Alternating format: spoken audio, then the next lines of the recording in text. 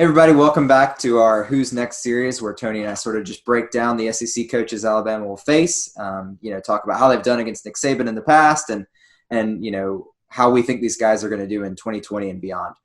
Today we continue with LSU and Coach Ed Orgeron. And Tony, looking at his track record, looking at the national championship, I have to ask, is he the second best coach in the SEC West already? I think when you put everything, coaching on the field but also recruiting as well, I think you probably do say so. He's got a national championship under his belt. Only 3 coaches in the SEC West have that. Mm-hmm. And I think just what he's built with LSU and especially, just after last year, I think LSU is usually in the mix. It's weird because I don't know if I would have been saying this before his national championship, but I think after last season, he's really proven that he can put it all together. And that's something that a lot of, if you look at, the other coaches that, you're going to argue on this list, I'm not sure that they've put it together. So the fact that Orgeron has done that or did do that with LSU, I think, you got to give him the number 2 spot right now. I just want to go back to the very first thing you said. Only 3 of the 7 coaches in the SEC West have won a national championship, just like it's a casual thing. That's what half of the coaches in the whole country that have won national championships in the SEC. Sure, West. I'm just saying, yeah. But yeah, I agree with you completely. Before last season, I would not have considered Ed Orgeron in the top 3 in the SEC West, maybe not even the top 4. Obviously a ton of success last year, but that success, I went back and looked at 2018 and, an 8-point loss to Florida, as the 7 overtime loss to Texas A&M, which I think most people would say LSU probably should have won that game. And I don't fault any school for losing a 7 overtime game. You go 7 overtimes, I think, you've proven yourself at that point. I did lose to Alabama that year by 29 points, but, that's year 2. If you throw out year 1, which, Alabama fans certainly throw out year 1 for Nick Saban. So if you throw out year 1 for Ed Orgeron and you just look at year 2 and now year 3, it's hard to argue with the results. Just barely any losses and except for the 1 loss to Alabama, you can kind of say, well, yeah, those are going to happen. That was a good loss. Yeah, we'll see what they do without Joe Brady, because I think that was a really important thing to how well they did last year. But look, if they figured out how to, modernize their offense, because that was the thing about LSU, right? Mm-hmm. They had everything but an offense, or really but a quarterback. So if they're able to kind of build off of what they did last year and they can make that offense work, even if it's not as good as it was last year, if it's similarly as good, with the defense that LSU always puts together, I think that they're going to be, right there with Alabama every year. I think they're going to be consistently the number 2 team in the West, because that's always the thing you said about LSU, is that it was a physical game. You're going to play against that great defense, but you kind of knew that if you put up, 30 points, you were going to win every time. Or if you're going to put up, sometimes it was even 21 points, you're going to win every time. So now that they've got an offense, now you got to put up 40 points to beat LSU, and we'll see if they can maintain that. But if they do, I think you're going to see a lot of success from Orgeron.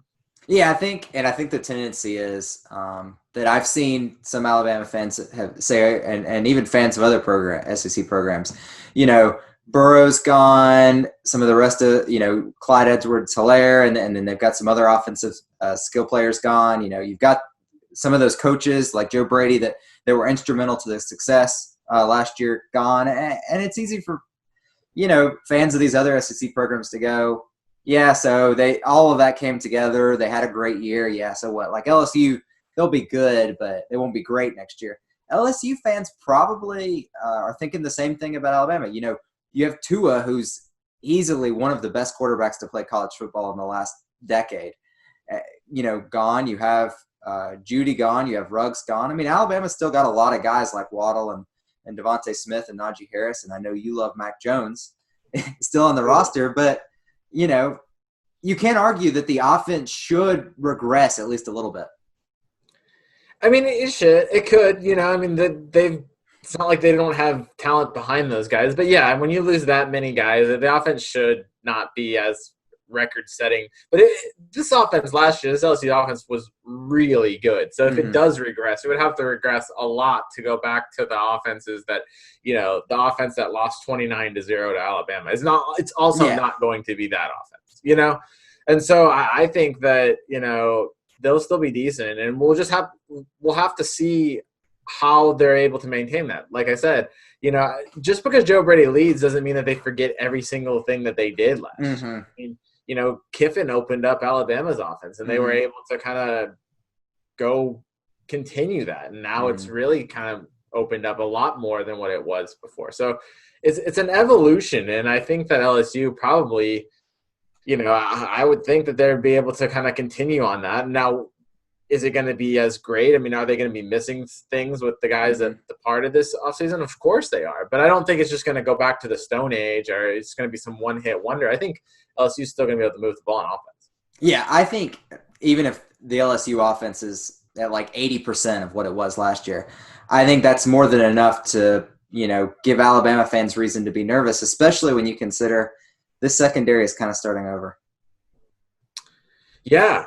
I mean, look, LSU returns the Blitnikoff winner. So, I mean, it's not like they don't have anyone,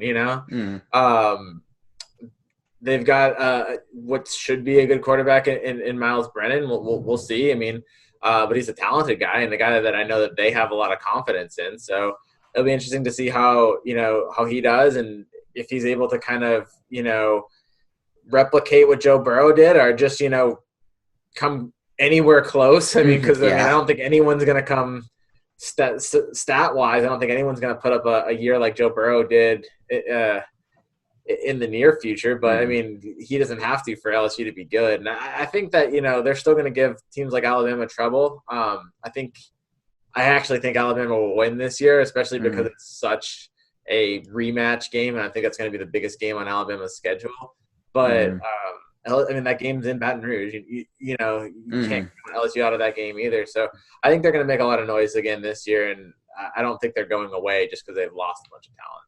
No, yeah, absolutely. I think everyone agrees for the most part that LSU is not going away, certainly. And when you look at the Tigers' schedules, they have all the usual suspects. They're going to play Texas again, but this time they get Texas at home. And then South Carolina is their rotating East opponent. I mean, the schedule is kind of setting up for LSU to, at least in my opinion, square off with Alabama with a shot at the West on the line. And then obviously the playoff. It is. I mean, like every year we say that, this is going to happen. And it most of the time comes down to Alabama versus LSU in the West. And, I think things could, if Texas was to pull off an upset, I think that could really, maybe cause some concern in LSU's momentum, maybe cause them to question themselves. Like I said, you never really know what Brennan's going to do until he does it. So if they come out and struggle at first, I could see maybe things falling apart and, maybe an Auburn or an A&M kind of jumps ahead for that second or first spot. But I think it's going to come down to LSU versus Alabama to decide the division like it does almost every year. Yeah, absolutely. And just to kind of close on this, is it safe to say that we look at this LSU program under Ed Orgeron a lot different than we looked at it, when he was hired? Because I didn't expect that he could get this program to this point, especially not this soon. Yeah, I think it kind of felt like a sentimental hire at first, and just like, we like this guy, so we're gonna go with him.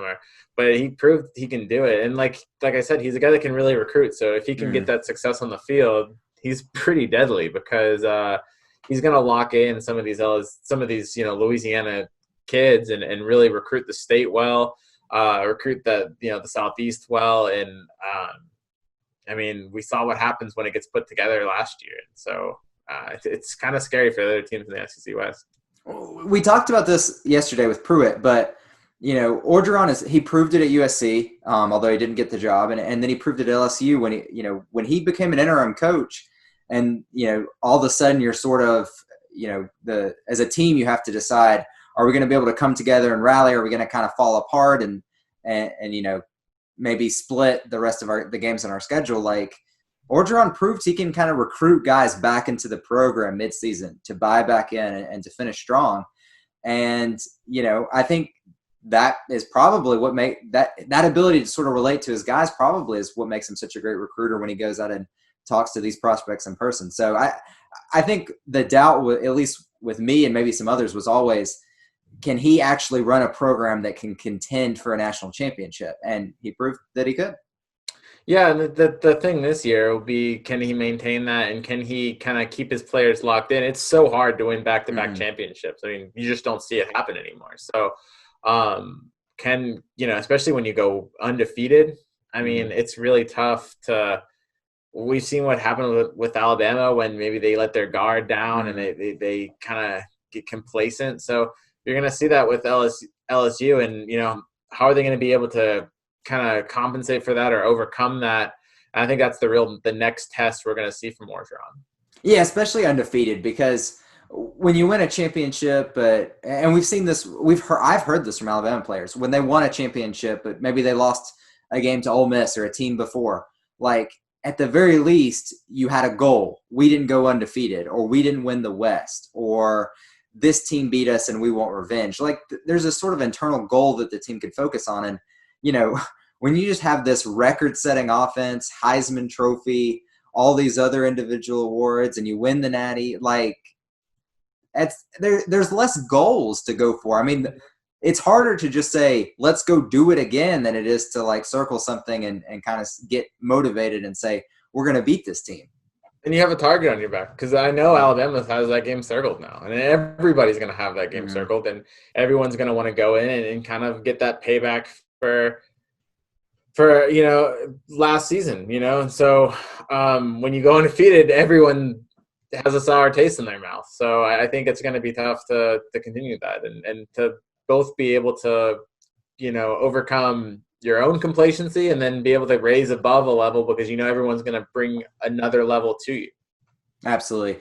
And I don't mind saying, I think if LSU finishes top 2 in the West, whether they win it or not, if they finish top 2 the year after going undefeated, I think you have to I don't think you can argue it. I think you have to say he's the second best coach in the West. Okay, so we just want to thank y'all for joining us and checking out the Who's Next series. We'd encourage y'all to go back. As I said, we did Pruitt yesterday. I'd go back to the start. We really kicked it off with a bang. We talked about Kirby Smart, then we talked about Lane Kiffin. And then we did the welcome the newcomers. We talked about Mike Leach and we talked about Sam Pittman. So I'd go back and check out those videos. Go to the site and check out sort of our recruit updates that we've had. We also have some stories to go with each of those videos about the coaches, and that'll sort of break down recruits for each of those guys. So I'd encourage y'all to check that out.